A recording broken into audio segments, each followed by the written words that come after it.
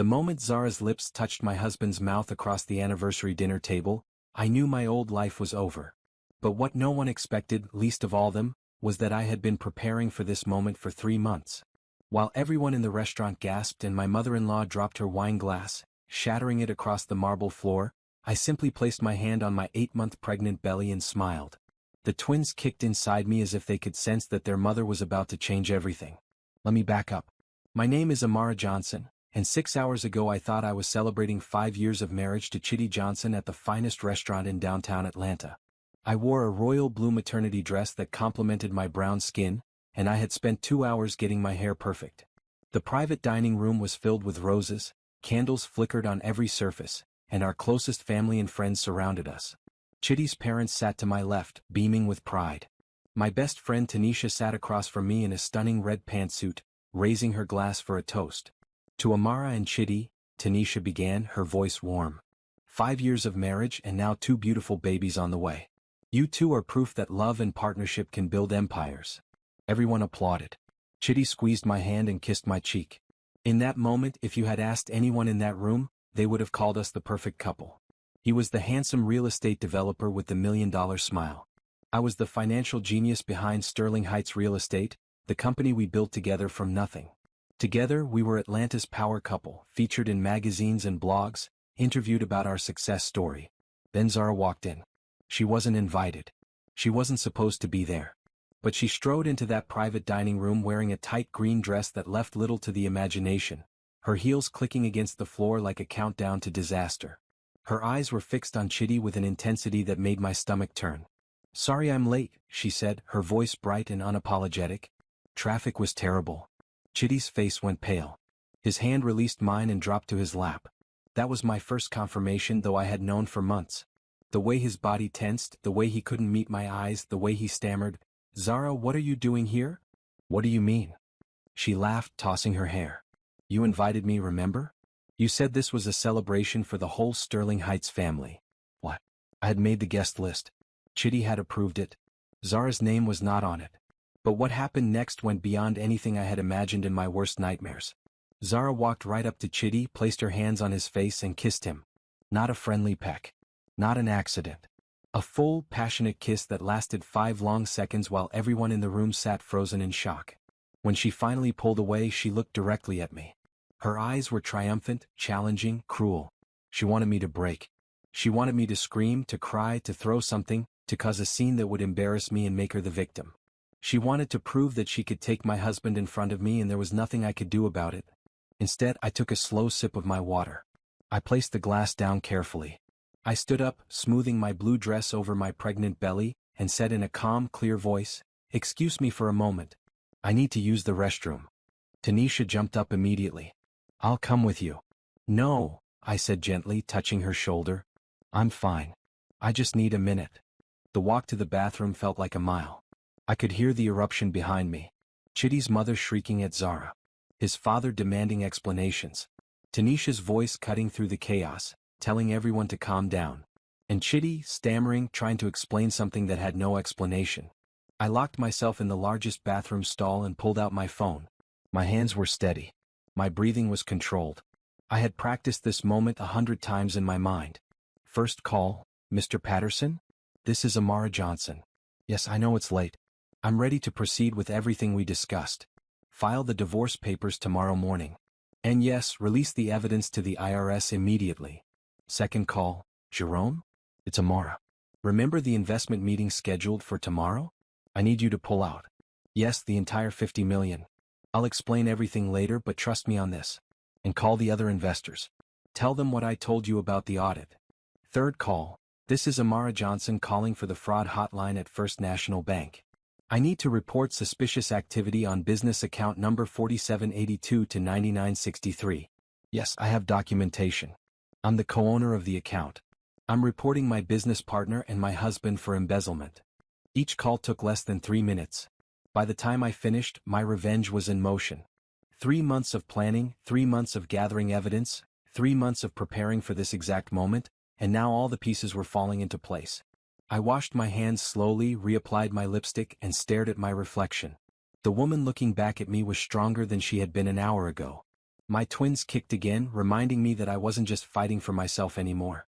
When I walked back into the dining room, the scene had escalated. Zara was crying, mascara running down her face. Chitty stood in the corner, his head in his hands. His mother was still yelling. His father looked like he might have a heart attack. I walked straight to my seat, picked up my purse and turned to Tanisha. "Can you drive me home?" "Of course," she said immediately, grabbing her own bag. Chitty finally looked up. "Amara, please. Let me explain." I looked at him for a long moment. 5 years of marriage. 5 years of building a business together. 5 years of trust that he had destroyed for someone like Zara. I could have said so many things. I could have screamed every curse word I knew. I could have told him exactly what I thought of him and his mistress. Instead I said, "There's nothing to explain. I saw everything I needed to see. Please," he begged, taking a step toward me. "Don't leave like this. Watch me." Tanisha linked her arm through mine and we walked out together. Behind us I heard Zara's voice, shrill and panicked. "Chitty, what is she going to do? Why isn't she upset? Why did she smile?"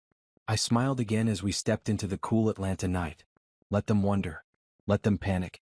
By morning they would understand exactly what that smile meant. The game was over. And I had already won. 5 years earlier, I met Chitty at a real estate investment conference in Miami. I was 24, fresh out of graduate school with a master's degree in finance, and hungry to prove myself in a male-dominated industry. He was 27, charming, ambitious, and presenting a bold vision for urban development that caught my attention. "Most developers see buildings," he said during his presentation, his voice confident and clear. "I see communities. I see potential.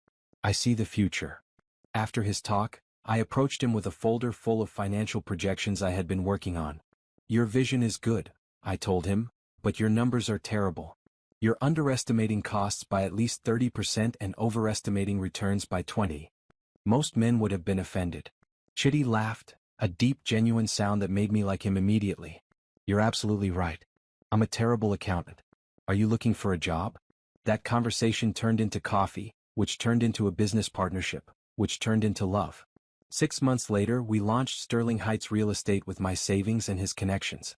I handled all the financial analysis, risk assessment, and investor relations.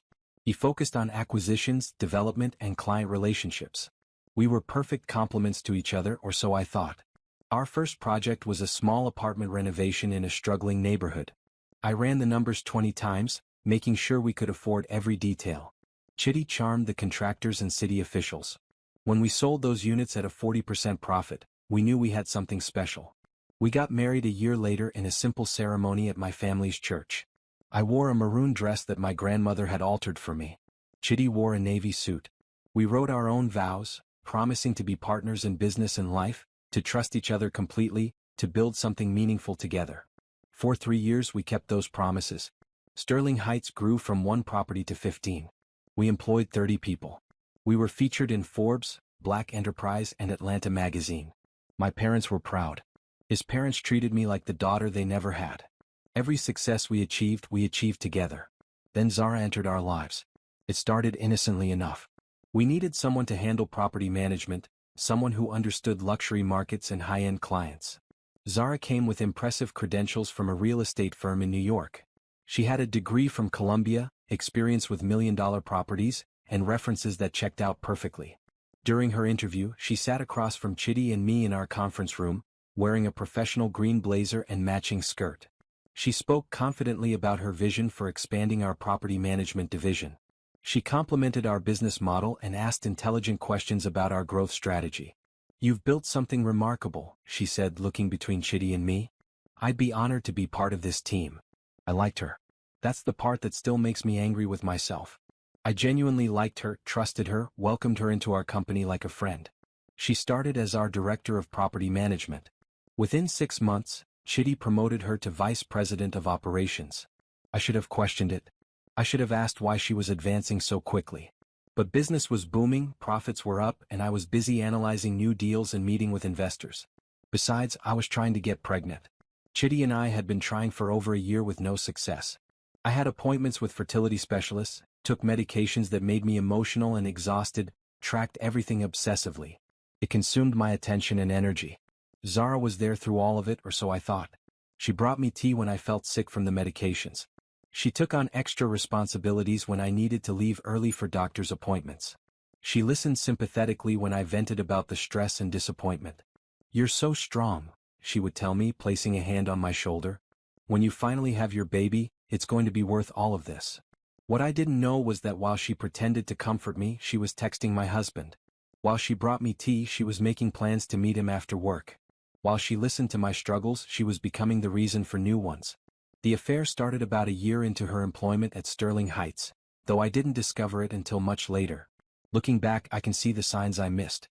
Chitty's late nights at the office became more frequent. His phone was always face down. He started going to the gym regularly, something he had never done before. He bought new clothes, expensive cologne, and paid more attention to his appearance. I attributed it to business stress and midlife vanity. I was too focused on my own struggles to see what was happening right in front of me. When I finally got pregnant, naturally and unexpectedly, I thought it would fix everything. The doctor called on a Tuesday morning to tell me the news, and I cried with joy. Even better, it was twins. I rushed to Chitty's office to tell him, bursting through the door with the ultrasound pictures in my hand. He was on the phone. He looked startled, almost guilty, and quickly ended the call. But when I showed him the pictures, when I told him we were having twins, his face transformed. He hugged me, lifted me off my feet despite my protests, and called his parents immediately to share the news. For a brief moment I thought we were back. I thought the distance I had been feeling was all in my head. I thought we were going to be okay. But the affair didn't end with my pregnancy. It intensified. Chitty became attentive at home but distant in ways that mattered.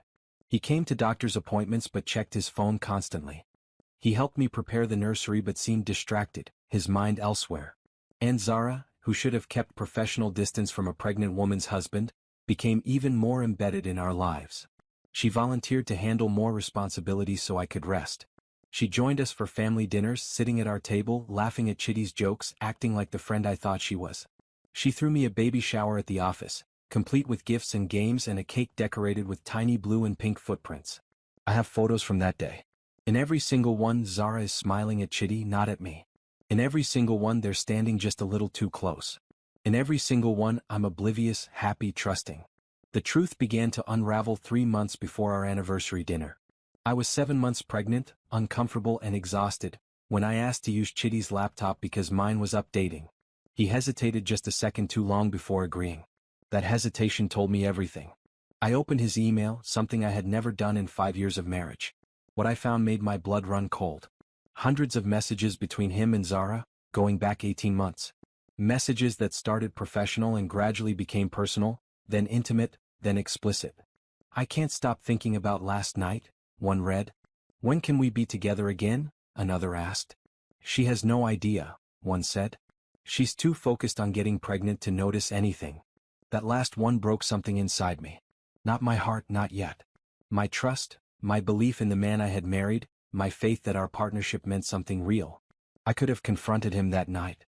I could have screamed, cried, demanded answers. But I kept reading. And what I discovered was so much worse than an affair. Chitty and Zara weren't just sleeping together. They were stealing from our company.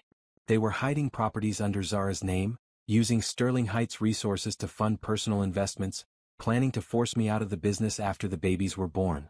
"Once she's overwhelmed with 2 infants," one email read, "we can convince her to step back. She'll sign over her shares if we frame it right." That was the moment everything changed. That was the moment I stopped being the trusting wife and became the strategic queen. I closed the laptop, went to bed next to my husband, and began planning my revenge. The morning after I discovered the emails, I woke up next to Chitty and watched him sleep. His face was peaceful, untroubled, the face of a man who thought he was getting away with everything. I placed my hand on my pregnant belly, felt the twins moving inside me, and made a decision. I wasn't going to confront him. I wasn't going to cry or beg or give him the chance to lie his way out of this. I was going to systematically destroy everything he and Zara had built on my back. I got out of bed carefully, made breakfast like I did every morning, and kissed him goodbye when he left for work. Then I called Tanisha. Tanisha Roberts had been my best friend since college. She was a corporate attorney with a reputation for being ruthless in the courtroom and fiercely loyal to her friends. When I told her what I had found, she was silent for a long moment. "How pregnant are you right now?" she finally asked. 7 months. "Good. That gives us time. Don't confront him. Don't let them know you know anything. Can you act normal for a few months?" I can do whatever it takes. Then let's build a case that will bury them both. Over the next 3 months, while my belly grew and my babies kicked and everyone around me planned for their arrival, I became a different person. I smiled at Chitty over dinner while secretly photographing documents. I thanked Zara for her help at work while copying her emails to a secure drive. I attended baby showers and picked out nursery furniture while meeting with private investigators and forensic accountants in secret. Tanisha connected me with Jerome Patterson, a divorce attorney who specialized in high-net-worth cases involving business assets. He was a short man with gray hair and sharp eyes that missed nothing. We met at his office downtown in a conference room on the 40th floor with a view of the Atlanta skyline. "Tell me everything," he said, pulling out a legal pad. I did. I told him about Sterling Heights, about how I had been the financial architect of every successful deal. I told him about Chitty and Zara's affair, about the embezzlement, about their plans to force me out. I showed him the emails, the financial records, the property transfers that made no business sense. Jerome read through everything methodically, making notes in neat handwriting. After an hour, he looked up at me. "This is worse than you think," he said. "They're not just stealing from your company. They're committing fraud. Tax fraud, bank fraud, possibly wire fraud.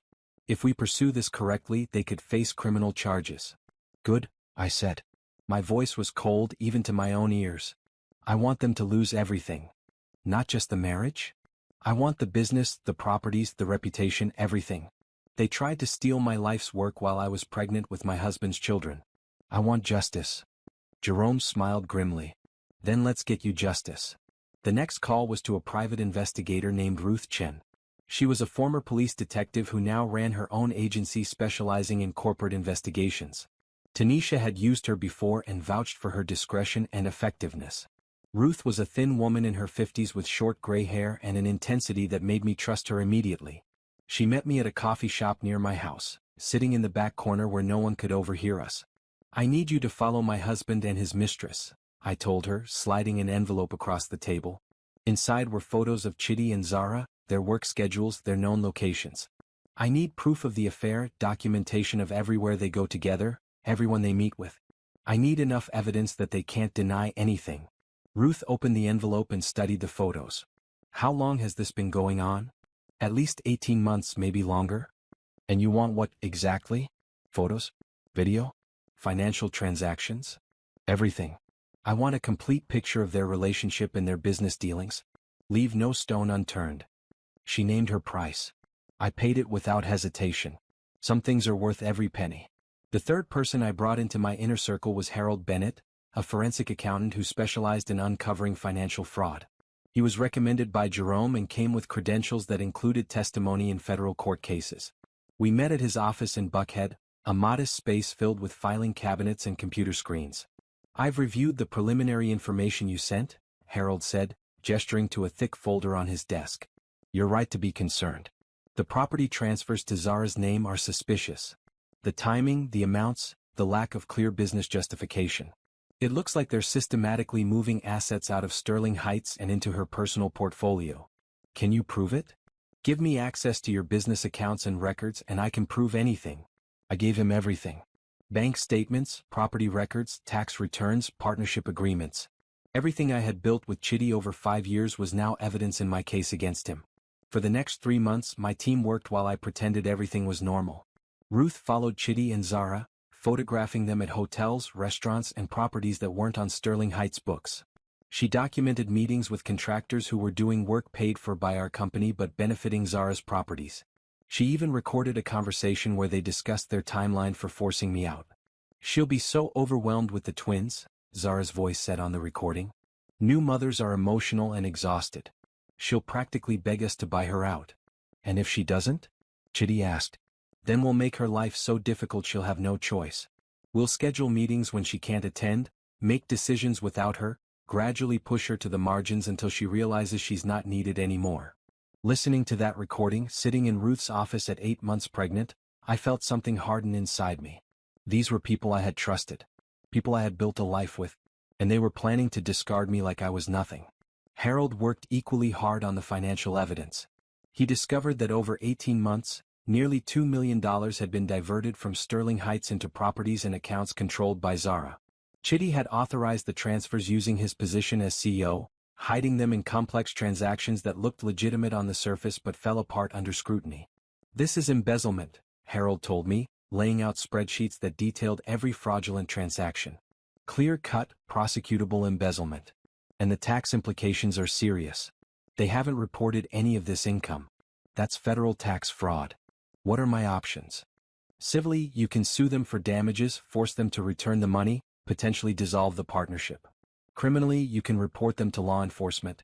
The IRS would definitely be interested. So would the FBI, given the amounts involved. I want both, I said.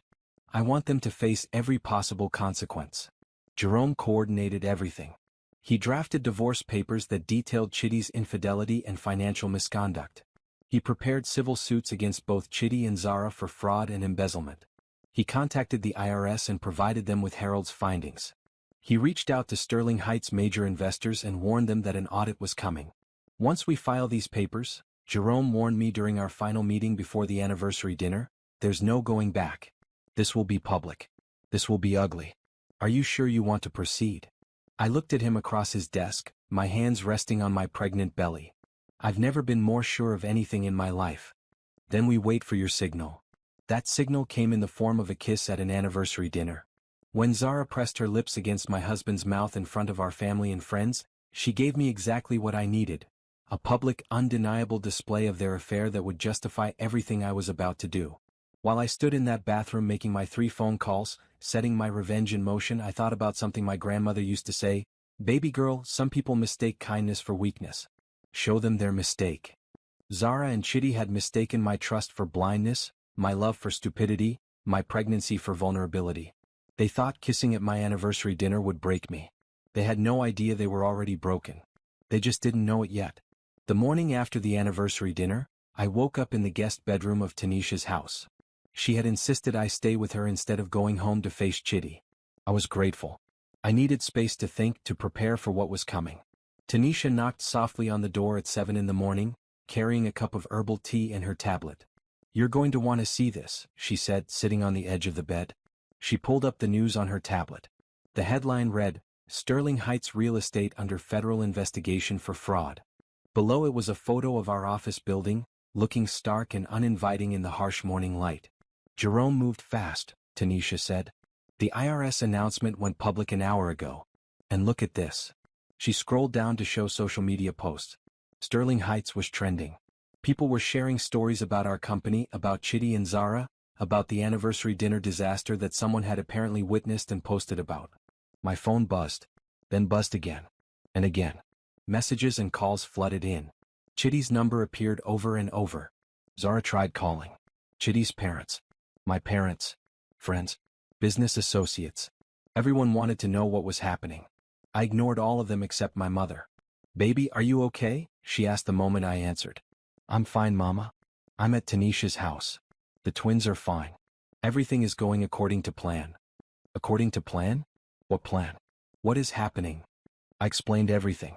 The affair, the embezzlement, the evidence I had collected, the revenge I had set in motion. My mother was silent for a long moment. "That man cheated on you while you were pregnant with his babies?" Her voice was ice. "Yes." "Then you do whatever you need to do. Your father and I are behind you 100%. That was the validation I needed. I spent the rest of the morning at Tanisha's dining table, coordinating with Jerome and Harold. The divorce papers had been filed. Chitty would be served at the office this morning. The civil lawsuit against both him and Zara would follow within hours. "The IRS is moving faster than I expected," Jerome told me over the phone.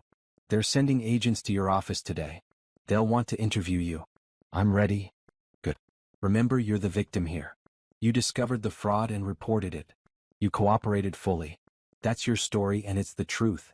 At 10 in the morning my phone rang. It was Chitty. I debated not answering, but curiosity got the better of me. I wanted to hear his panic. "Amara, where are you?" His voice was frantic, desperate.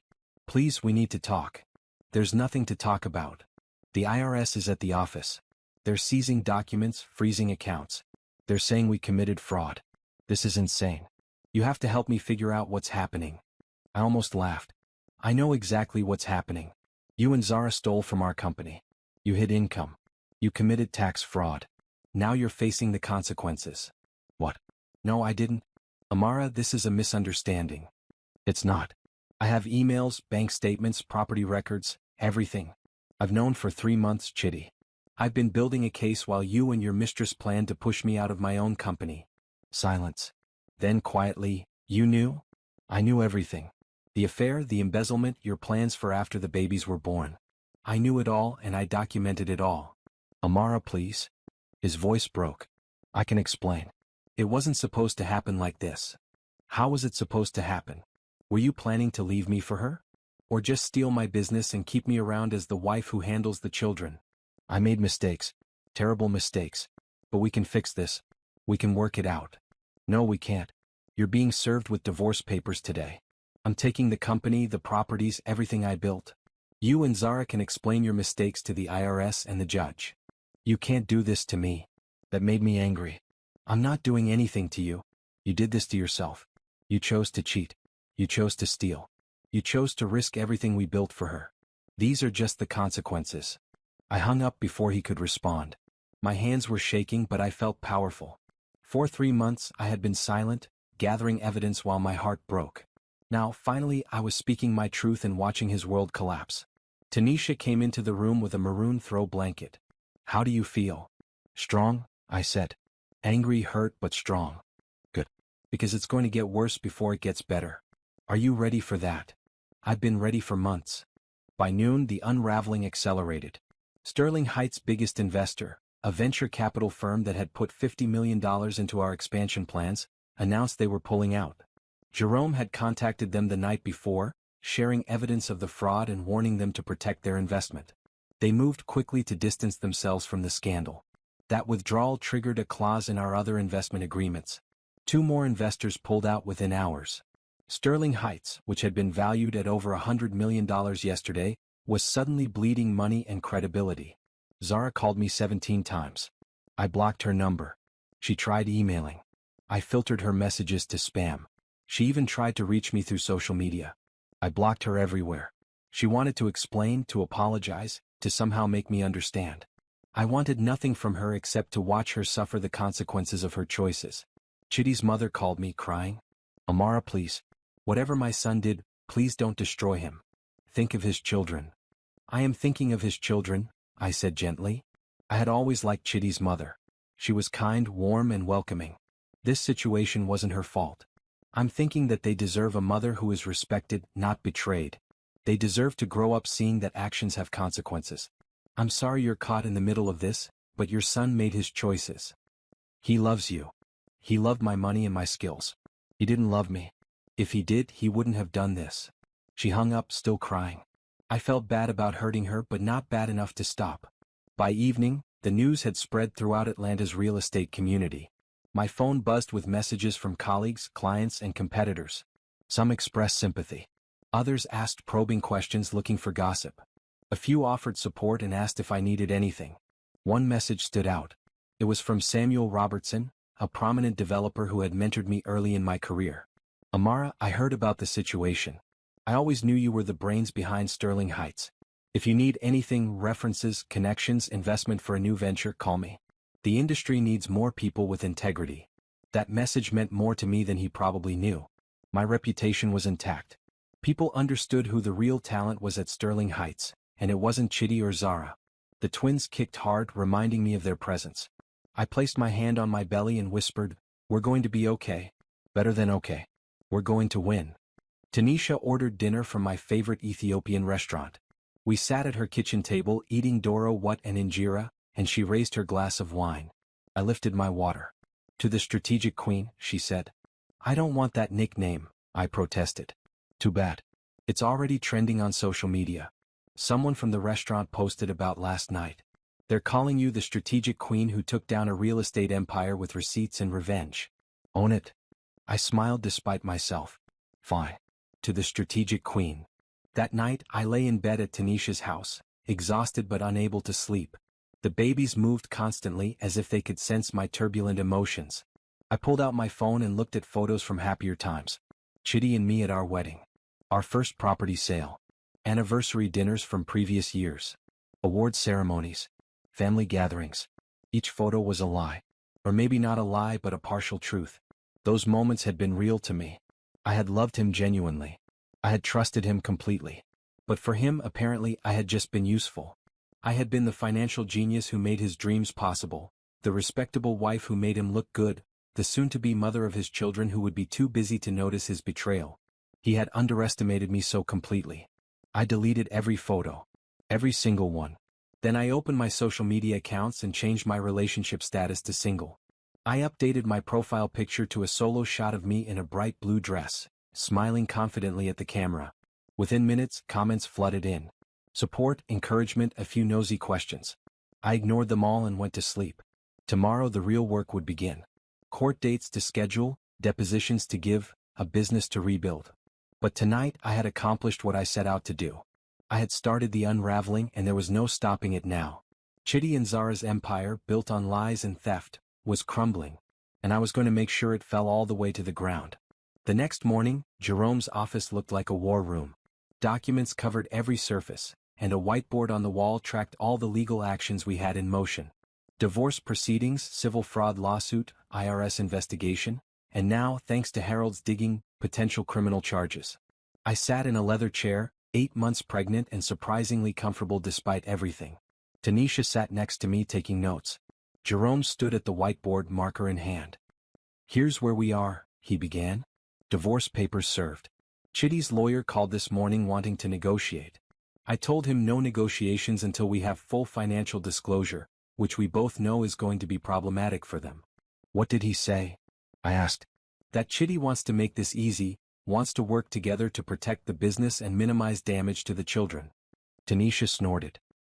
"He should have thought about that before he kissed his mistress at his pregnant wife's anniversary dinner." Jerome smiled grimly. "Exactly what I told him. Here's the strategy. We push hard on everything. The civil lawsuit, the criminal referrals, the business dissolution. We let them panic. Then, if they want to negotiate, they come to us from a position of weakness." "What about Sterling Heights?" I asked. "What happens to the company?" "That's complicated. You own 50%. Chitty owns 50%. But you can argue that his fraud and breach of fiduciary duty invalidate his ownership. We can push for full control." "I want full control. I built that company. My analysis, my strategy, my relationships with investors. He was just the face." "We'll make that case. But be prepared. This is going to get ugly. Chitty's lawyer will try to paint you as vindictive, as trying to destroy him out of jealousy. Let them try. I have evidence. They have excuses." The next meeting was with Harold, the forensic accountant. He had spent the last 3 days analyzing every transaction at Sterling Heights, and what he found was even worse than we thought. "The embezzlement totals $2.3 million, Harold said, pulling up spreadsheets on his laptop. "But that's just the direct theft. There's also opportunity cost, lost business from deals that were directed to Zara's properties instead of Sterling Heights, misuse of company resources. Total damages are closer to $4 million. I felt sick. $4 million. Money that should have been invested in growing our business, in securing our future, in preparing for my children. Instead, it had funded Chitty and Zara's affair and lined their pockets. "Can we recover it?" Tanisha asked. "Some of it. The properties in Zara's name can be seized and sold. The cash is trickier. Some of it's been spent, some transferred to accounts in the Cayman Islands, which will be difficult to recover. But we can try?" "Absolutely. And the criminal charges will help. If they're convicted, the judge can order restitution as part of the sentence." I left that meeting feeling determined. $4 million was worth fighting for, but more than that, justice was worth fighting for. My phone buzzed constantly. Business associates choosing sides. Clients wanting to know if their projects were safe. Employees worried about their jobs. I spent hours that afternoon on calls, reassuring people, making plans, drawing lines in the sand. One call stood out. It was from Nathan Hughes, Sterling Heights' chief financial officer. He was a quiet man in his 50s who had been with us for 3 years. "Amara, I need to tell you something," Nathan said, his voice shaking slightly. "I should have told you months ago, but I was afraid." "What is it?" "Chitty asked me to help hide some transactions about 6 months ago. He said it was legal, just complex tax strategy. I didn't feel right about it, but he was my boss. I processed some of the transfers to Zara's accounts." My heart sank. "Nathan, why didn't you tell me?" "I should have. I know that now. But I was scared of losing my job, and Chitty assured me everything was legitimate." Then, when the IRS showed up yesterday, I realized how bad this was. I want to cooperate. I want to tell the truth. Thank you for calling me, I said carefully. You need to get a lawyer, Nathan. A good one. And you need to cooperate fully with the investigation. If you were coerced or misled, that matters. But you need legal representation. Will I go to jail? I don't know. But telling the truth now is your best chance. After I hung up, I immediately called Jerome and Harold. Nathan's testimony would be crucial. If Chitty had manipulated employees into participating in the fraud, that showed intent and sophistication. It made the criminal case stronger. This is good for us, Jerome said. Not good for Nathan, but good for our case. That evening I finally went home. I needed clothes, personal items, and I wanted to see the nursery I had spent months preparing. Tanisha insisted on coming with me. You shouldn't be alone there, she said. The house was dark when we arrived. Chitty's car wasn't in the driveway, which was a relief. I didn't want to see him, didn't want to hear his excuses or pleas. I just wanted my things. The nursery door was closed. I opened it slowly and turned on the light. 2 cribs stood against the wall, separated by a changing table. The walls were painted a soft yellow, decorated with clouds and stars. A rocking chair sat in the corner, a maroon cushion on the seat. Stuffed animals lined the shelves. Everything was perfect, ready for the twins who would be here in less than a month. I sat in the rocking chair and cried. Not for Chitty or our failed marriage. Not even for the betrayal or the stolen money. I cried for the dream that had died. The dream of raising these babies with their father, of building a family as successfully as we had built a business, of growing old together and looking back on everything we had accomplished. That dream was gone. But I could build a new one. A better one. One built on truth instead of lies, on respect instead of betrayal, on my own strength instead of depending on someone who didn't deserve my trust. Tanisha stood in the doorway, giving me space but staying close. After a few minutes, I wiped my tears and stood up. Let's pack everything. The cribs, the clothes, all of it. I'm not raising my babies in this house. We spent 2 hours loading Tanisha's SUV with nursery furniture, baby clothes, and my personal belongings. As we worked, I felt lighter. Each item I removed from this house was another piece of my new life taking shape. Just as we were finishing, Chitty's car pulled into the driveway. My stomach clenched. I wasn't ready for this confrontation. He got out of the car slowly, looking exhausted. He wore the same suit from yesterday, now wrinkled and stained. His eyes were red, his face unshaven. He looked like a man whose world had collapsed. "Good. Amara," he said, his voice hoarse. "Please. Can we talk?" "No. I need to explain." "I don't want your explanations." "The babies," he said desperately. "Think about our children. They need their father." That made me stop. I turned to face him fully, my hand on my pregnant belly. "My children will have their father in whatever capacity the court decides. But you lost the right to appeal to me about them when you decided to betray me while I carried them. It was a mistake. All of it. Zara, the money, everything. I was stupid and selfish and I'm so sorry." "Are you sorry you did it or sorry you got caught?" He didn't answer that. "That's what I thought," I said. "You had 18 months to stop. 18 months to tell the truth. You chose to keep lying, keep stealing, keep planning to destroy me. You don't get to apologize now and expect forgiveness." "What do you want from me?" he asked, and he sounded genuinely lost. "I want you to face the consequences of your choices. I want you to tell the truth. I want you to pay back every dollar you stole. And I want you to stay away from me." "I can't stay away. We have a business together. We're having children together. The business is mine now. The lawyers will sort that out. As for the children, we'll have a custody arrangement through the court. But you and me? We're done." Tanisha appeared at my elbow. "We need to go, Amara. You've been on your feet too long." She was right. My back ached and the babies were kicking hard. I needed to rest. I turned toward her SUV without looking back at Chitty. "Amara," he called after me. "I love you. I know you don't believe that, but I do." I stopped but didn't turn around. "If that's what you think love looks like, then I'm glad we're getting divorced. Because I deserve better than that." We drove away, leaving him standing in the driveway of our house. I watched him shrink in the side mirror until he disappeared. "You okay?" Tanisha asked. "I will be." That night, I assembled the cribs in Tanisha's guest room with her help. Every screw I tightened, every piece I connected felt like building something new and good. These cribs would hold my babies. This room would be their first home. And it would be filled with love, truth, and strength. The phone calls continued all week. Friends choosing sides. family expressing shock and support. Business associates offering partnerships for whatever came next. My tribe was forming, the people who would stand with me through this battle and beyond. But the most important call came from my doctor. Everything looks good, Amara. The twins are healthy, you're healthy. But given the stress you're under, let's schedule weekly appointments for the rest of the pregnancy. I want to make sure everything stays on track. Thank you, I said, relief flooding through me. The babies are the most important thing.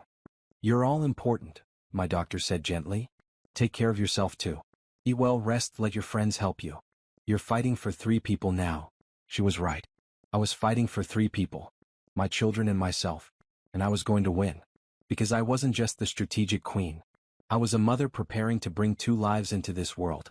And I would move heaven and earth to give them the life they deserved. 3 weeks after the anniversary dinner, Sterling Heights real estate officially collapsed. The news broke on a Monday morning, splashed across business sections and social media alike. Once prominent Atlanta real estate firm files for bankruptcy amid fraud scandal. I read the headline from Tanisha's couch, my feet propped up on pillows, a cup of herbal tea growing cold in my hands. The twins were due any day now, and I was enormous, uncomfortable, and oddly at peace. Everything I had set in motion was happening exactly as planned. Jerome called at 8 in the morning. Have you seen the news? I'm reading it now. Chitty filed for bankruptcy protection for Sterling Heights. He's trying to shield assets from the lawsuits and the IRS. It won't work. We've already frozen most of the valuable properties through preliminary court orders. But he's desperate. What about Zara? She filed personal bankruptcy too. The civil suit hit her hard. We seized 4 properties in her name, drained her accounts to pay back some of what was stolen. She's essentially broke. I felt no satisfaction, no joy. Just a grim sense of justice being served. And the criminal investigation? The U.S. Attorney's Office is preparing charges. Tax evasion, wire fraud, embezzlement. They're building an airtight case. Nathan Hughes' testimony helped, plus all the documentation Harold provided. Expect indictments within a month. After we hung up, I sat quietly, processing everything. The company I had built was gone. The business I had poured my heart and skills into no longer existed. But I felt relief, not grief. Sterling Heights had become rotten from the inside. Better to let it die than try to save something so corrupted. My phone buzzed with a text from Samuel Robertson, the developer who had offered his support earlier. Saw the news. Coffee this week? I have a proposition. We met 2 days later at a cafe in Midtown. I wore a green maternity dress and moved slowly, aware that I could go into labor at any moment. Samuel stood when I entered, helping me into a chair with genuine concern. You look like you're about to have those babies any second, he said with a kind smile. Any day now. Twins so they could decide to arrive whenever they want. Then I'll talk fast.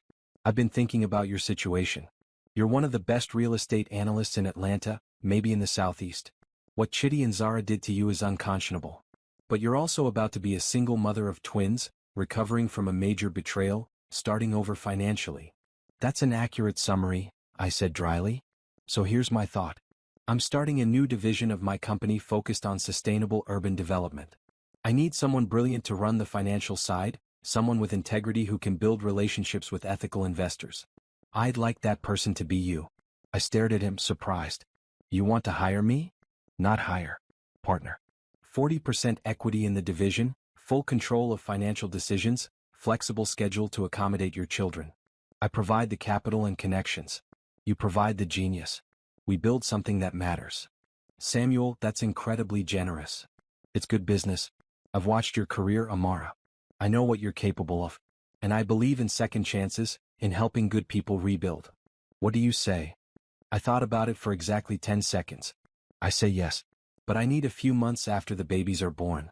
And I want everything in writing. I'm done with handshake agreements. He laughed. Smart. Take all the time you need. We'll have our lawyers draft something ironclad. Welcome to Robertson Development. We shook hands and I felt the future shift. I wasn't starting over from nothing. I was starting over with opportunity, with a partner who respected my skills, with a chance to build something better than what I had lost. That afternoon, the contractions started. Tanisha drove me to the hospital at 4 in the evening, gripping my hand every time a contraction hit. My parents met us there, my mother fussing over me while my father paced nervously. I called my doctor, who confirmed I was in active labor. Where's Chitty? My mother asked. I don't want him here. Amara, he's their father. And he can meet them after they're born. I don't want him in the delivery room. I don't want to see his face while I'm bringing my children into the world. This is my moment, not his. My mother looked like she wanted to argue but nodded. Whatever you need, baby. Labor was long and difficult. 18 hours of contractions, pain, exhaustion, fear. But Tanisha never left my side. My mother held my hand and whispered encouragement. The medical team was professional and kind. At 3 in the morning, my daughter was born. 6 pounds, 3 ounces, with a head full of black hair and lungs that worked perfectly. I held her against my chest and sobbed with relief and love. One more, Amara, the doctor said. You're doing great. 20 minutes later, my son arrived. 5 pounds, 11 ounces, smaller than his sister but healthy and strong. When they placed both babies on my chest, one on each side, I felt complete in a way I had never experienced before. They're perfect, I whispered. Absolutely perfect. My mother took photos, crying happy tears. My father looked proud and terrified. Tanisha grinned and said, "Look at the strategic queen now. Not so strategic when you're covered in babies and crying." I laughed through my tears. Shut up. The nurse helped me get the twins settled and nursing. They latched immediately, tiny mouths working instinctively. I named them on the spot. My daughter was Zuri, which means beautiful in Swahili. My son was Amari, which means strength. Beautiful and strong. That's what they were. That's what we would all be. Chitty showed up at the hospital 6 hours later. The nurse came to my room to tell me he was in the waiting area, asking to see me and the babies. Tell him he can see them through the nursery window, I said. But he's not coming in this room. The nurse nodded, understanding more than she probably should have from the media coverage of our situation. I watched on the nursery camera as Chitty stood at the window, looking at his children for the first time. Even through the grainy video feed I could see him crying. Part of me, a very small part, felt sad for him. He was missing the joy of holding them, the wonder of their first hours, the bond that forms between parent and child in those precious early moments. But he had chosen that. He had chosen Zara over his family. He had chosen money over integrity. He had chosen to risk everything for selfish desires. These were just more consequences of those choices. My phone buzzed with a text from Jerome. Saw the birth announcement. Congratulations. Also, update, Chitty's lawyer contacted me about custody arrangements. He wants joint custody. I typed back with one hand while Zuri nursed on the other side. Supervised visitation only until criminal case resolves. I won't have my children around someone under federal investigation. Agreed. I'll push back hard. The next few days in the hospital were a blur of feeding, diaper changes, learning to care for 2 infants at once, and visitors. My parents came every day. Tanisha brought meals from my favorite restaurants. Friends sent flowers and gifts until my room looked like a garden. Chitty sent a massive bouquet of roses with a card that read, "To the strongest woman I know. I'm sorry for everything. I love you and our children. Can we please talk?" I gave the roses to a nurse and threw the card away without reading it aloud to anyone. On the day I was discharged, Jerome called with news. The indictments came through. Federal charges against both Chitty and Zara. Tax evasion, wire fraud, embezzlement. They'll be arraigned next week. Prison time? If convicted, 5 to 7 years each, possibly more depending on what the judge decides. I sat in the hospital wheelchair, Zuri in my arms and Amari in Tanisha's, and processed that information. 5 to 7 years. My children would be in elementary school before their father got out of prison. They would grow up barely knowing him, visiting him behind glass, learning that he was in jail because he broke the law. That should have made me sad. Instead, I felt relief. They would grow up knowing the truth, seeing that actions have consequences, understanding that integrity matters more than money or status. That was a better lesson than growing up in a household built on lies. Tanisha drove us to her house carefully, the twins secure in their new car seats. As we pulled into her driveway, I looked at my children, sleeping peacefully despite the chaos of the world around them. "Welcome home, Zuri and Amari," I whispered. "I promise you your life is going to be filled with love, truth, and strength. We're going to build something beautiful together." And I meant every word. The arraignment happened when the twins were 3 weeks old. I didn't attend, but Jerome called me immediately afterward with the details. Both pled not guilty, he said. Bail was set at $500,000 each. Chitty's family posted his bail. Zara still in custody. Her family refused to help. When's the trial?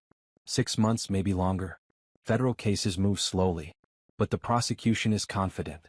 They have everything they need to convict. That evening as I fed Zuri her bottle, my phone rang. Unknown number. I almost didn't answer, but something made me pick up. Amara? The voice was Zara's, shaky and desperate. Please don't hang up. I should have. I should have ended the call immediately. But curiosity kept me on the line. What do you want? I need to talk to you. I need to explain. There's nothing to explain. You slept with my husband, helped him steal from our company, and destroyed my marriage. What's left to say? It wasn't supposed to happen like this. She was crying. I never meant to hurt you. You kissed him at my anniversary dinner while I was pregnant. You absolutely meant to hurt me. That was a mistake. I was drunk and angry and stupid. Chitty and I had fought that day. He said he was going to end things between us, that he wanted to focus on you and the babies. I got jealous and did something horrible. I processed that information, rocking Zuri gently as she drank. So you're telling me the affair was ending, and you sabotaged it by kissing him publicly? Yes. And now everything's destroyed. My career, my reputation, my freedom. I'm facing prison time, Amara. Federal prison. Good. Please. I know you hate me and you have every right to. But I'm begging you. Tell the prosecutors I was coerced. Tell them Chitty manipulated me. I'll testify against him. I'll give them everything. You want me to lie for you? I want you to help me. Woman to woman. You're a mother now. You understand protecting yourself. That made me angry. Don't you dare bring my children into this. And don't insult me by asking for help after what you did. You made your choices. Face the consequences. You destroyed my life. You destroyed your own life. I just made sure everyone knew the truth. I hung up and blocked the number. My hands were shaking. Tanisha appeared in the doorway, having heard my raised voice. Zara? She asked. Yes. She wanted me to help her avoid prison. The audacity of that woman. She doesn't get it.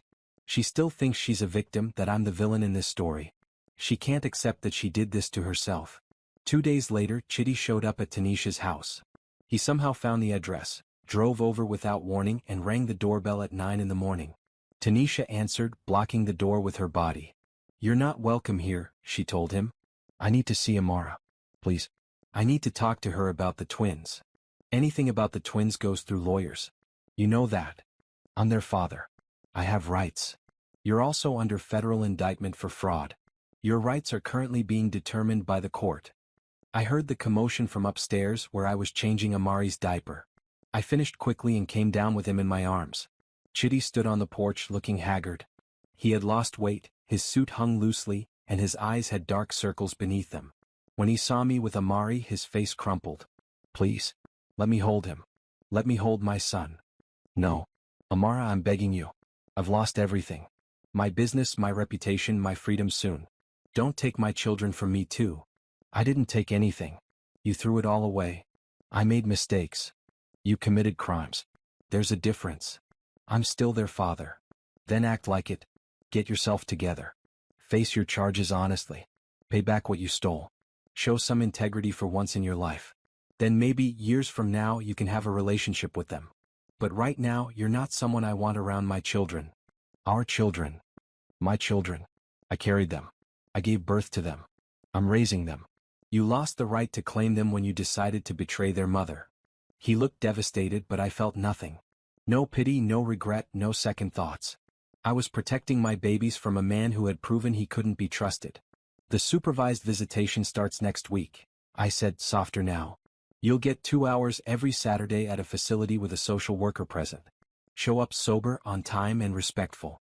That's what you can do for your children right now. That's not enough. It's more than you deserve. I turned and went back inside, leaving him on the porch. Tanisha closed the door firmly and locked it. That night, Jerome called with an update that changed everything. Chitty's lawyer contacted me with a plea deal offer. He wants to plead guilty to reduced charges in exchange for testimony against Zara. He says she was the mastermind, that she manipulated him into the affair and the fraud. That's a lie. I know. But it's his strategy. Throw Zara under the bus to save himself. Will it work? Maybe partially. The prosecutors might reduce his sentence if he cooperates. But they won't drop the charges entirely. He still committed the crimes. And Zara? If he testifies against her, she's looking at maximum sentences. 10 years, maybe more. I sat with that information for a long time. Chitty and Zara, who had been partners in crime and lovers, were now turning on each other. The affair that had destroyed my marriage was imploding under the weight of its own corruption. Let them fight, I said finally. Let them blame each other. Let them show the world exactly who they are. I don't care who goes to prison longer. I just want justice. Justice is coming, Jerome promised. One way or another, they're both going down. The next morning, a story broke on social media. Someone, probably Zara's lawyer, leaked text messages between her and Chitty. Conversations where they discussed the affair, the money, their plans for the future. The messages painted both of them as calculating and cold, discussing me like I was an obstacle to remove rather than a person to respect. She's so focused on the pregnancy she doesn't notice anything, one message read. Perfect. Keep her distracted, another said. After the babies come, we push her out. She'll be too overwhelmed to fight. The public reaction was swift and brutal. Social media lit up with anger at both of them. The strategic queen hashtag trended again, with thousands of people praising me for exposing them. Articles appeared analyzing the scandal, the fraud, the betrayal. I became a symbol.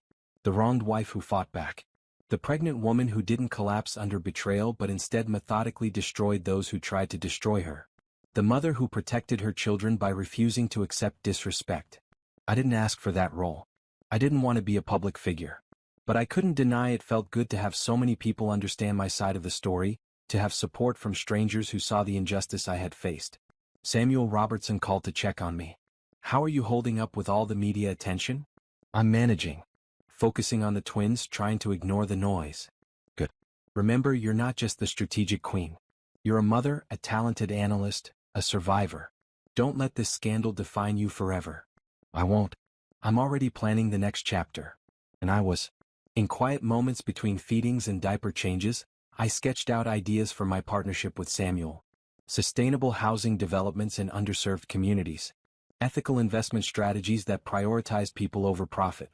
A consulting firm that would help other entrepreneurs avoid the mistakes I had made. I would build something better than Sterling Heights. Something honest, something meaningful, something I could be proud to tell my children about when they were old enough to understand. Chitty and Zara could keep destroying each other. I was moving forward. The trial began when the twins were 4 months old. I had lost most of the pregnancy weight and felt stronger than I had in months. My parents had moved to Atlanta temporarily to help with the babies, giving me the flexibility to attend court proceedings. I wore a maroon suit on the first day, carrying a leather folder full of notes Jerome had prepared for me. The courthouse was packed with media, curious onlookers, and former Sterling Heights employees who wanted to see justice served. Chitty sat at the defense table in a gray suit, looking small and defeated. Zara sat separately with her lawyer, wearing a simple blue dress, her expression blank. They didn't look at each other. The partnership that had destroyed my marriage was clearly dead. The prosecution's case was devastating. They presented emails, bank statements, property records, all the evidence Harold and I had compiled. They called Nathan Hughes to testify about being pressured to process fraudulent transactions. They called several investors who explained how they had been misled about Sterling Heights' financial health. Then they called me. I walked to the witness stand with my head high. I placed my hand on the Bible and swore to tell the truth. Then I sat down and looked directly at the jury. The prosecutor, a sharp woman named Patricia Davis, approached with a kind smile. Mrs. Johnson, can you tell the jury about your role at Sterling Heights Real Estate? I was the co-founder and chief financial officer. I handled all financial analysis, risk assessment, investor relations, and strategic planning. And Mr. Johnson's role?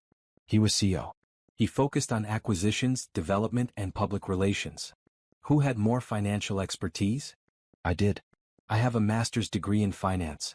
Chitty has a business degree but no specialized financial training. So when it came to complex financial transactions, who would have understood them better? Me, without question. Patricia walked me through the discovery of the affair, the investigation I had conducted, the evidence I had gathered. I spoke clearly and calmly, never emotional, always factual. The jury listened intently.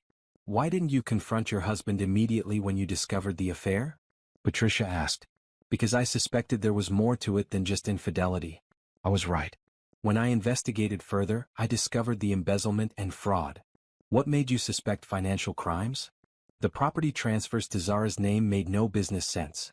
I had access to all of Sterling Heights records, and I had never approved those transactions. When I dug deeper, I found a pattern of hidden deals, unauthorized transfers, and income that wasn't being reported properly. And what did you do with that information? I documented everything and reported it to the appropriate authorities.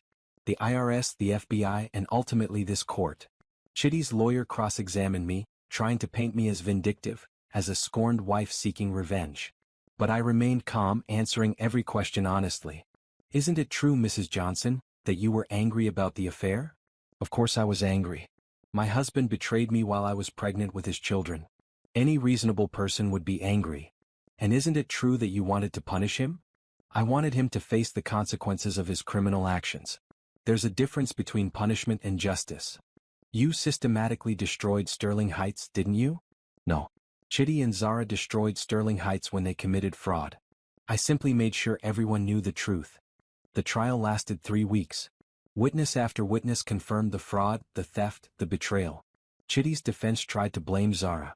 Zara's defense tried to blame Chitty. The jury saw through both strategies. On the day of closing arguments, I sat in the gallery with Tanisha beside me. The babies were with my parents, giving me this moment to see justice served. Patricia Davis gave a powerful closing argument. This case is about two people who betrayed trust in the most fundamental ways. They betrayed their business partner. They betrayed their investors. They betrayed the law. They took money that wasn't theirs, hid it, lied about it, and when they were caught, they tried to blame each other. The evidence is overwhelming. The guilt is clear. We ask that you hold them accountable. The jury deliberated for 6 hours. When they returned, I held my breath. On the charge of wire fraud, how do you find the defendant Chitty Johnson? Guilty. On the charge of tax evasion? Guilty. On the charge of embezzlement? Guilty. 3 guilties for Chitty. 3 for Zara. On every charge, both convicted. I didn't cheer or celebrate. I simply closed my eyes and felt the weight I had been carrying for months finally lift. Justice had been served. Sentencing came 2 months later. The judge was a stern woman in her 60s who had clearly read all the materials thoroughly. Mr. Johnson, she said, looking directly at Chitty, you violated every trust placed in you. Your wife, your investors, your employees, the law. I sentence you to 7 years in federal prison, followed by 3 years of supervised release and full restitution of all stolen funds. Chitty's mother sobbed in the gallery. His father sat stone-faced. I felt nothing. Ms. Zara Thompson, the judge continued, turning to Zara, your crimes are equally serious. 7 years in federal prison, supervised release and full restitution. Zara cried silently, her shoulders shaking. I still felt nothing. No satisfaction, no vindication, just a quiet sense that this chapter was finally closing. After the sentencing, I gave one interview. Just one, to a respected business journalist who had covered the case fairly. How do you feel now that it's over? She asked. Relieved. Ready to move forward. I spent months gathering evidence, participating in this trial, fighting for justice. Now I get to focus on what matters. My children, my new business partnership, building a life based on integrity. Do you forgive your ex-husband? I thought about that question carefully. Forgiveness is complicated. I don't wish him harm. I hope he uses his time in prison to become a better person. But I don't forget what he did and I don't excuse it. He made choices that hurt me and our children. Those choices have consequences. What message do you have for other women who might be facing betrayal? Document everything. Trust your instincts.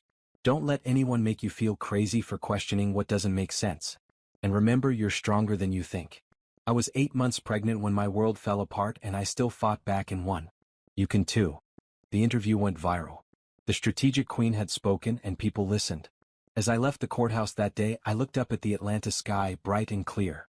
Somewhere in that city, Chitty and Zara were being processed into the federal prison system. Somewhere, their crimes were being added to databases, their faces to prisoner records. But I was walking free. I was walking toward my car, toward Tanisha waiting for me, toward my parents and my children at home. I was walking toward a future I would build myself, brick by brick, choice by choice. Justice had been served. And it felt like freedom. 6 months after the sentencing, I stood in the bright conference room of Robertson Development, wearing a green business suit that fit perfectly now that my body had fully recovered from pregnancy. Around the table sat 5 potential investors, all interested in the new sustainable housing division I was launching. Our approach is simple, I told them, clicking through the presentation I had prepared. We develop affordable housing in underserved communities using environmentally friendly materials and ethical labor practices. We provide not just homes but economic development, job training, and community investment. And we do it all transparently with full financial disclosure and regular audits. One investor, an older man named Thomas Reed, leaned forward. This sounds idealistic. Where's the profit? The profit comes from volume and efficiency.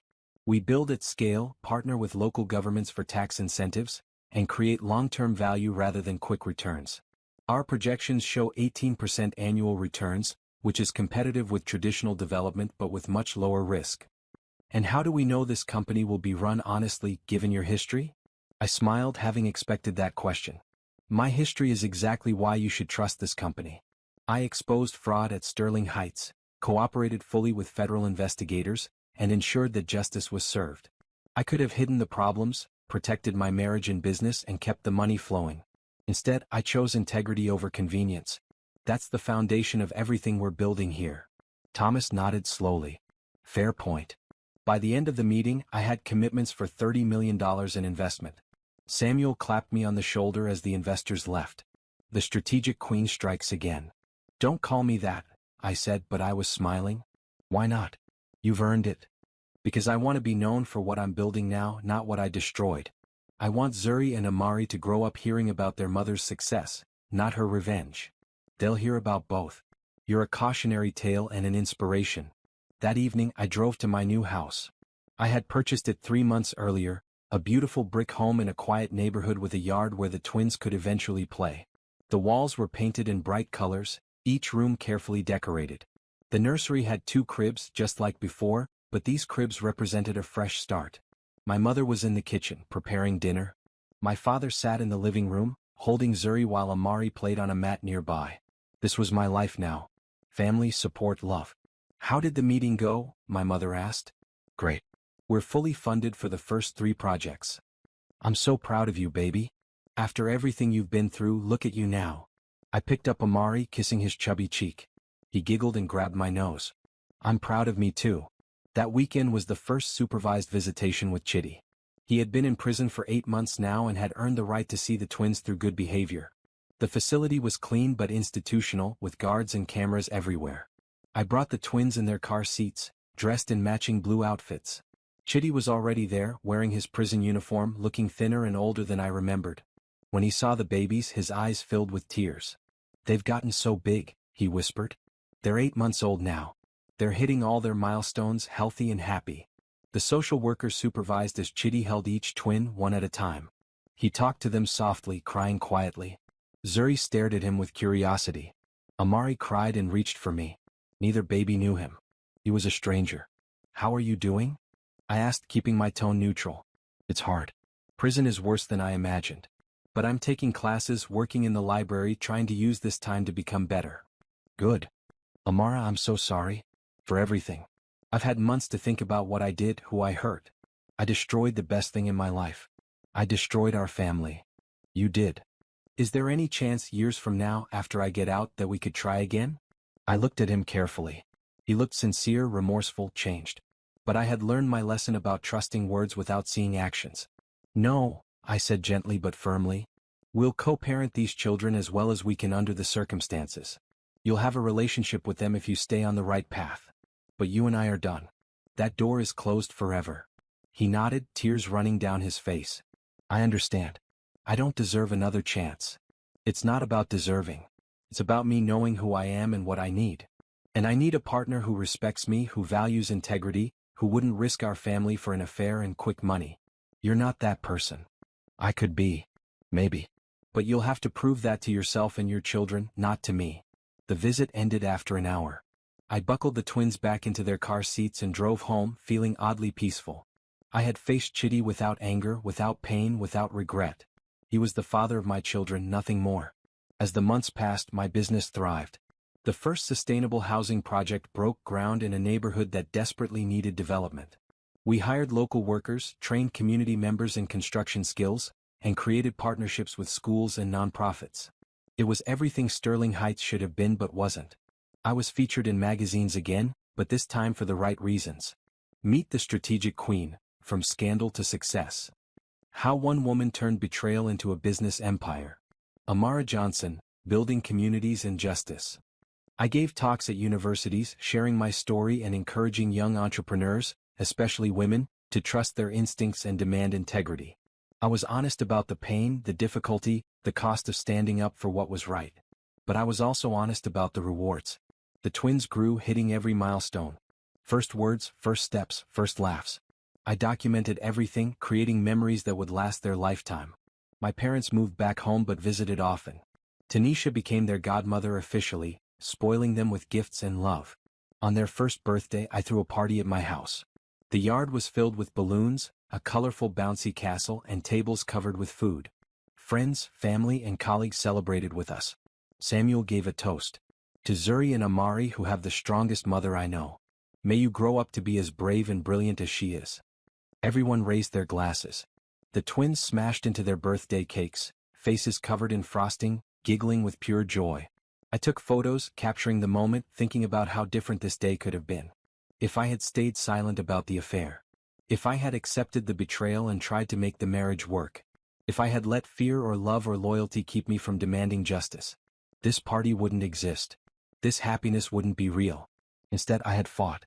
I had stood up for myself and my children. I had demanded accountability. And now I was free, successful, surrounded by people who loved and respected me. That night, after everyone left and the twins were asleep, I sat in my backyard under the stars. The air was cool, the night quiet. I thought about Chitty in his prison cell.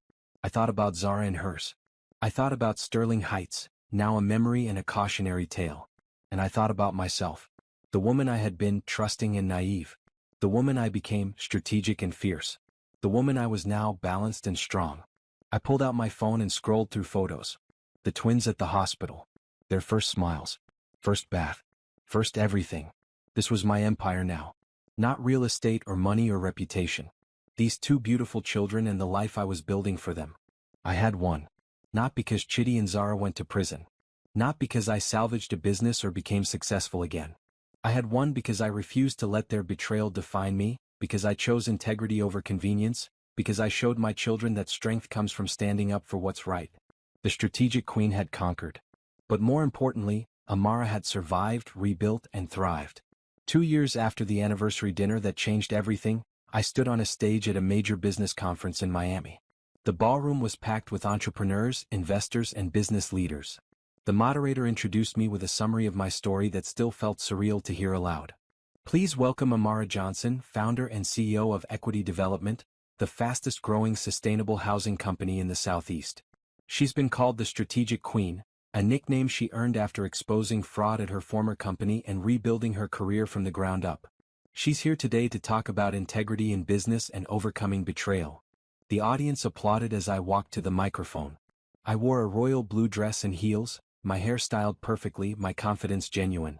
The woman on that stage was very different from the pregnant wife who had sat at an anniversary dinner while her husband's mistress kissed him.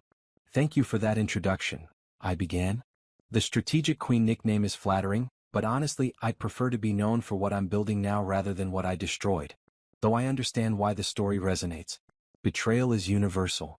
Most of us have experienced it in some form, whether in business, relationships, or both. I spoke for 45 minutes, sharing my story but focusing on the lessons. Trust your instincts. Document everything. Demand integrity from partners. Don't let fear of conflict keep you from addressing problems. And most importantly, know your worth. When I discovered my husband's affair and the fraud he was committing, I had a choice, I told the audience.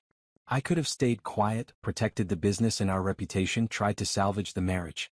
Many people thought I should. Even people who loved me suggested that confrontation would be too difficult, too costly, especially while pregnant. But I knew that accepting betrayal, accepting theft, accepting disrespect would cost me more in the long run. It would cost me my self-respect. And that's not negotiable. The audience gave me a standing ovation. After my talk, dozens of people approached with questions, offers, congratulations. One young woman, probably in her 20s, waited until the crowd thinned before approaching me. I'm in a similar situation, she said quietly. My business partner is stealing from our company. I have proof. But he's my boyfriend and I'm scared of what will happen if I report him. I looked at her carefully, seeing myself 2 years earlier. What's your name? Brittany. Brittany, I can't tell you what to do. But I can tell you this. The fear you feel right now about confronting him will be nothing compared to the regret you'll feel if you don't. You'll regret losing more money. You'll regret wasting more time. You'll regret not standing up for yourself when you had the chance. Document everything. Get a lawyer. Protect yourself. You're worth fighting for. She nodded, tears in her eyes.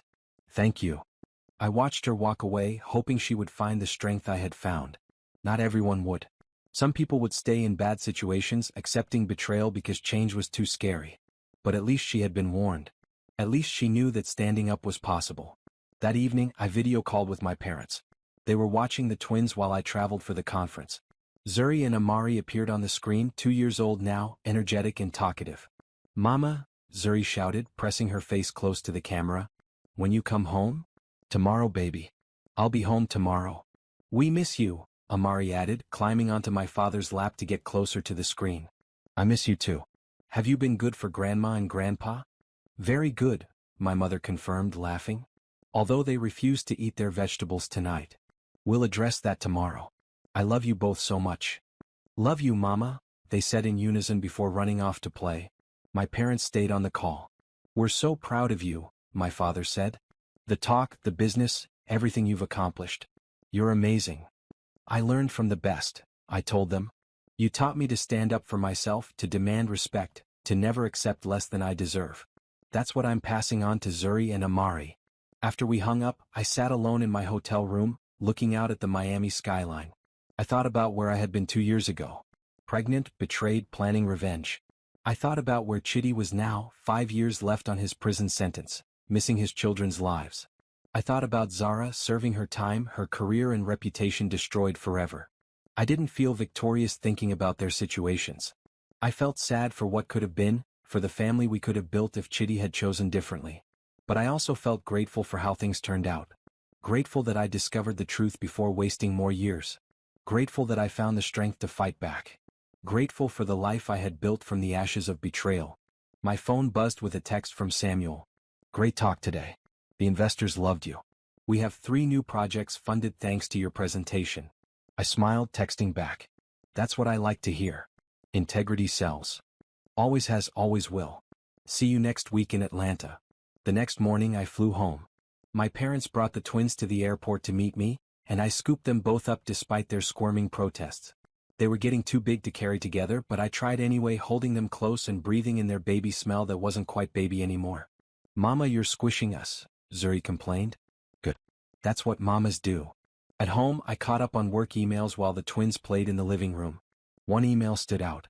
It was from a literary agent who had seen my conference talk online. Ms. Johnson, have you considered writing a book about your experience? I believe your story would resonate with thousands of women facing similar situations. I'd love to discuss representation. I stared at the email for a long time. A book. My story in my own words, helping other people navigate betrayal and find their strength. It was tempting. But it also meant revisiting painful memories, opening old wounds, making myself even more public than I already was. I called Tanisha for advice. Should I write a book? Do you want to? I don't know. Part of me wants to move on completely, leave the past behind. But another part thinks maybe sharing the full story could help people. Then do it. Not for money or fame or revenge. Do it because you have wisdom that other people need. Do it because you survived something terrible and came out stronger. That's worth sharing. So I did. Over the next year, between running my company and raising my children, I wrote my story. Every painful detail, every strategic decision, every moment of doubt and triumph. I wrote about the anniversary dinner, the evidence collection, the trial, the aftermath. I wrote about rebuilding, about finding strength, about justice and integrity. The book published 18 months later with the title, The Strategic Queen, How I Turned Betrayal into Justice and Built an Empire on Integrity. It became a bestseller within weeks, with thousands of women sharing how the story inspired them to stand up for themselves. I did a book tour, speaking at bookstores and conferences across the country. Everywhere I went, women approached me with their own stories. Some were facing betrayal. Some had already overcome it. All of them were looking for validation that their strength mattered, that demanding respect was the right choice. You saved my life, one woman told me after a reading in Chicago. I was about to give up on my business because my partner was making me feel incompetent. Your book reminded me that I'm the talented one. I kicked him out and now I'm thriving. Those conversations made everything worthwhile. The pain I had endured, the public scrutiny I had faced, the difficulty of reliving trauma to write the book. It all mattered because it helped other people find their own strength. 3 years after the anniversary dinner, I attended a visitation with Chitty. The twins were old enough now to remember him between visits, though they didn't call him Daddy. They called him Chitty like he was a family friend rather than their father. It hurt him, I could tell, but it was the natural consequence of his absence. "How are you?" I asked as we sat across from each other in the visitation room. "Better. I completed my GED and started college courses. I'm studying business ethics, ironically enough." I smiled despite myself. "That is ironic. I read your book." "Oh. I hadn't expected that. What did you think?" "It was painful. Seeing everything from your perspective, understanding how much I hurt you. But it was also fair. You didn't exaggerate or sensationalize. You just told the truth. That's all I've ever done. I know that now. I'm sorry, Amara. For everything. I know you don't want to hear it again, but I am. I believe you. And I hope you really have changed. Zuri and Amari deserve a father who has integrity, even if he can only be a father from a distance right now. That's my goal. To be someone they can be proud of eventually." "Good." As I drove home that day, I thought about forgiveness. I hadn't forgiven Chitty, not completely. The wound was too deep, the betrayal too fundamental. But I had made peace with what happened. I had accepted that he was flawed, that people make terrible choices, that marriage doesn't always last. Most importantly, I had forgiven myself. For trusting him. For not seeing the signs earlier. For briefly questioning whether I was overreacting by pursuing justice so aggressively. I had forgiven myself for being human, for making mistakes, for not being perfect. 4 years after the anniversary dinner, I stood in the backyard of my home, watching Zuri and Amari play on their swing set. They were 4 years old now, starting pre-kindergarten, full of energy and questions and love. They knew their father was in prison.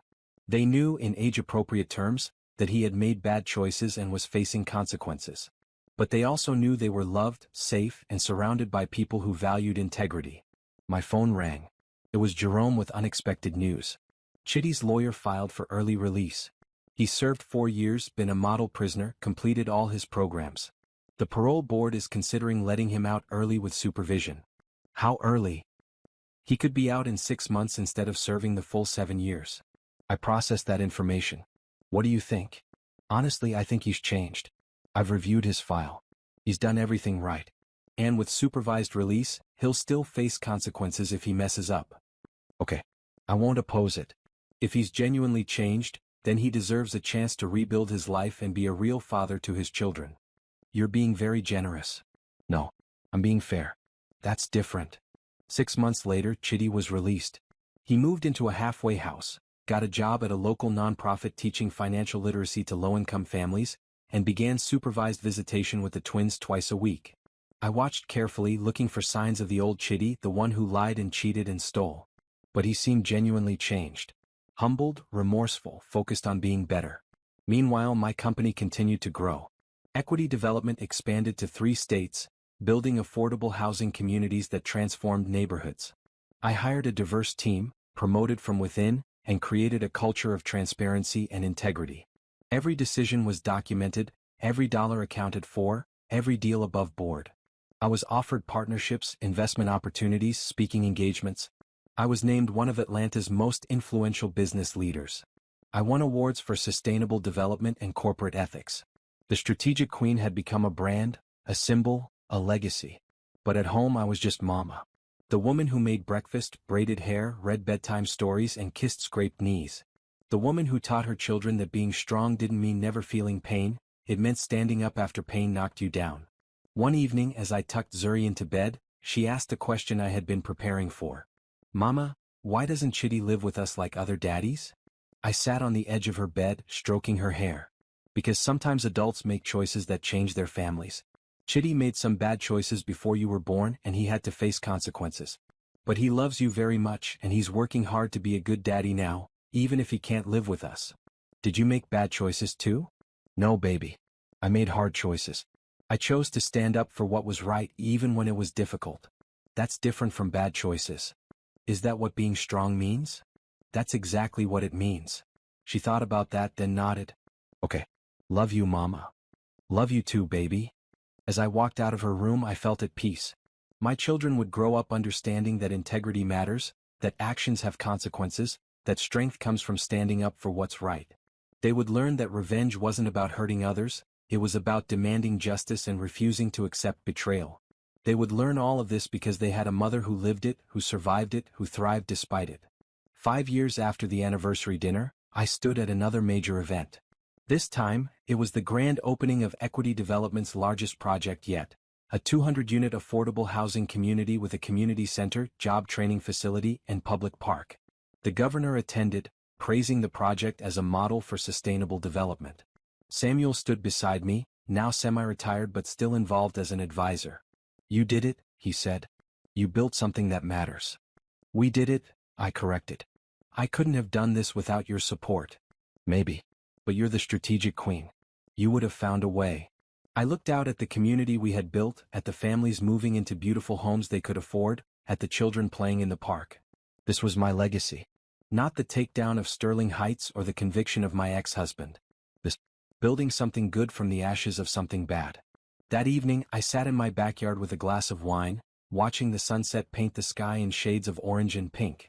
My phone buzzed with congratulatory messages from friends, colleagues, and even strangers who had followed my journey. But I ignored them, content to sit in the quiet satisfaction of accomplishment. Zuri and Amari burst through the back door, chasing each other and laughing. They collapsed on the grass next to me, breathless and happy. "Mama, can we have ice cream?" Amari asked. "After dinner." "But we're hungry now," Zuri protested. I pulled them both close, one under each arm. "Nice try. You'll survive until dinner." They groaned dramatically but cuddled closer anyway. We sat there together watching the sunset, and I thought about how far we had come. From that terrible anniversary dinner to this moment of peace and joy. From betrayal to justice to rebuilding to thriving. Someone once asked me if I would change anything if I could go back. The affair, the fraud, the pain. Would I prevent it all if given the chance? I said no. Because that pain forged me into someone stronger. That betrayal taught me my worth. That fight showed me what I was capable of. And most importantly, that journey brought me to this moment. To these children. To this life. To this peace. I was the strategic queen, yes. But more than that, I was Amara. A woman who demanded respect, who chose integrity, who fought for justice, and who built an empire on the foundation of truth. And that was a legacy worth more than any revenge. Where they are now. Amara Johnson continues to run Equity Development, which has expanded to 7 states and built over 2,000 affordable housing units. She's a sought-after speaker and consultant, helping other entrepreneurs build ethical businesses. She's raised Zuri and Amari to be strong, thoughtful children who understand that integrity matters more than convenience. She never remarried but has found peace and fulfillment in her work, her children, and her community. The strategic queen nickname stuck, and she's learned to embrace it as a reminder of her strength. Chitty Johnson served 4 years in federal prison before being released on supervised parole. He works at a nonprofit teaching financial literacy and sees his children twice a week under a custody arrangement that gradually increased his access as he proved his reliability. He lives modestly, pays restitution from his earnings, and has become an advocate for criminal justice reform. He and Amara maintain a cordial co-parenting relationship, though they will never reconcile romantically. He accepts this as a consequence of his choices. Zara Thompson served her full 7-year sentence. Upon release, she moved to another state and took a low-level administrative job under an assumed name. She has no contact with Amara, Chitty, or anyone from her former life. She lost her professional licenses, her reputation, and any chance of returning to the real estate industry. She lives quietly, working to rebuild a life from nothing. Zuri and Amari Johnson are thriving, well-adjusted children who love their mother fiercely and are beginning to understand their father's complicated story. They're being raised with strong values, clear boundaries, and an understanding that actions have consequences. Their mother's strength and integrity shape their worldview daily. Sterling Heights Real Estate no longer exists. The company dissolved completely, its assets liquidated to pay creditors and restitution. It serves as a cautionary tale in business schools about the importance of ethics and the consequences of fraud. Equity Development continues to grow, a testament to what can be built on a foundation of integrity. Amara's company is known throughout the industry for transparency, ethical practices, and genuine commitment to community development. It's the empire she always wanted to build, finally realized. The story of the strategic queen continues to inspire women and men facing betrayal, fraud, and difficult choices. Amara's journey from pregnant wife to powerful CEO reminds us all that strength comes not from avoiding pain, but from refusing to let pain define us. She turned betrayal into justice, loss into opportunity, and revenge into redemption. And she did it all with receipts, lawyers, and cold, calculated strategy that left her enemies destroyed and her integrity intact.